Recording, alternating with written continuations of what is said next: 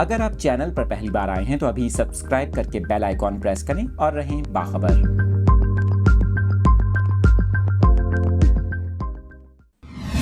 Latest updates आपके साथ share कर रहे हैं। आपको बताएं कि चेयरमैन पीटीआई और साबिक वज़ीर-ए-आज़म इमरान खान की गिरफ्तारी के खिलाफ मुल्क भर में मुजाहिरों का सिलसिला जारी है। आपको बताएं कि इस दौरान इमलाक को भी नुकसान पहुंचाया गया है।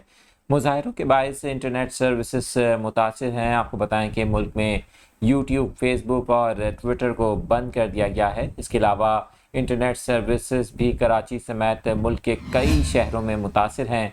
उधर all Pakistan private schools federation ने मुल्क भर में आज स्कूल्स बंद रखने का ऐलान किया है। आपको बताएं कि साबिक वज़ीर-ए-आज़म इमरान खान की गिरफ्तारी के बाद पीटीआई कारकुनान की जानिब से कई शहरों में एहतजाज किया जा रहा है। सदर all Pakistan private schools federation Kashif Mirza की जानिब से ऐलान किया गया है कि आज मुल्क भर में प्राइवेट स्कूल्स बंद रहेंगे।